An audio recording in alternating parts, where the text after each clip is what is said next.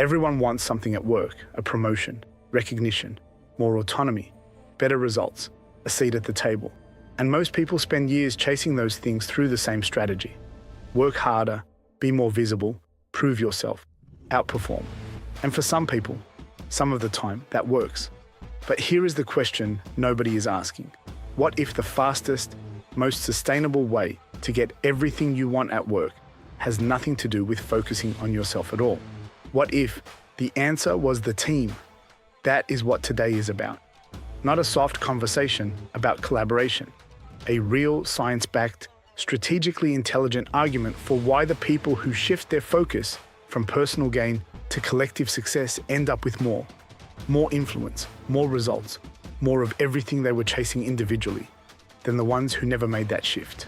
Most high-performance environments are built around individual metrics, individual performance reviews, individual bonuses.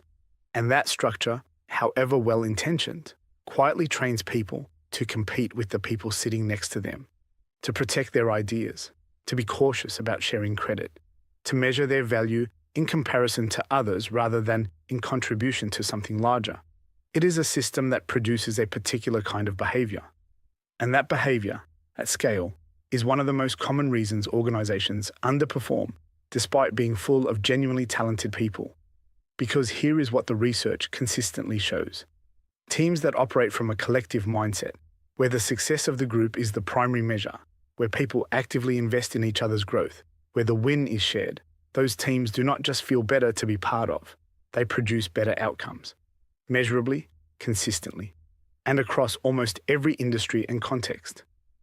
Not because the individuals in them are more gifted, because the intelligence of the group, when it is genuinely aligned, is categorically greater than the sum of its parts. Think about what actually happens when you help someone else succeed. When you share what you know, invest time in a colleague's challenge, or put your energy into an outcome that benefits the team rather than just your own position. The first thing that happens is trust. And trust, in an organizational context, is not a soft concept. It is a performance variable. Teams with high trust move faster. They communicate more honestly. They surface problems earlier. They recover from setbacks more quickly. They spend less energy on politics and more energy on work. Every hour that is not being spent managing suspicion, protecting territory, or navigating internal competition is an hour that goes directly into the quality of what gets produced. And then there is what happens to you personally when you operate from that place. The brain responds to contribution differently to competition. When you help someone, genuinely without agenda, the neurochemical response includes oxytocin, serotonin, and dopamine. Not the cheap, short-lived dopamine of a quick win. The kind that comes from something that actually mattered. People who operate from contribution do not just perform better. They feel better. They sustain better. They last longer without burning out. Now here is where it gets interesting for the individual who still wants to advance, still wants to be recognized, still wants to move up. The counterintuitive truth is that the people who rise fastest and furthest in organizations are almost never the ones who are the most visibly self-promotional. They are the ones who made the people around them better, who created results that could not be attributed to one person because the whole team was elevated, who became indispensable not because of what they could do alone, but because of what happened when they were in the room. That is a different kind of influence, and it is the kind that lasts. What if you went into work tomorrow not asking what can I get from this, but what can I give to this? Not as a sacrifice, not as a strategy, just as a genuine shift in orientation. What if the meeting you are dreading became an opportunity to ask how you can make it easier for someone else?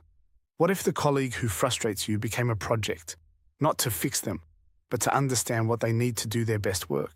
What if the result you are chasing became something you pursued on behalf of the team rather than for yourself? The outcomes do not just change. The experience of the work changes. And the experience of the work is what determines whether people stay engaged, stay committed, and stay connected to what they are doing, or whether they quietly check out while still showing up. This is the mindset no one teaches. Not because it is complicated, because it requires something most performance cultures do not reward. The willingness to measure your success by what you contributed to others rather than what you accumulated for yourself. And that shift, as simple as it sounds, is one of the most powerful moves a leader, a team member, or an organization can make. The question is not whether it works. It does. The question is whether you are willing to try it.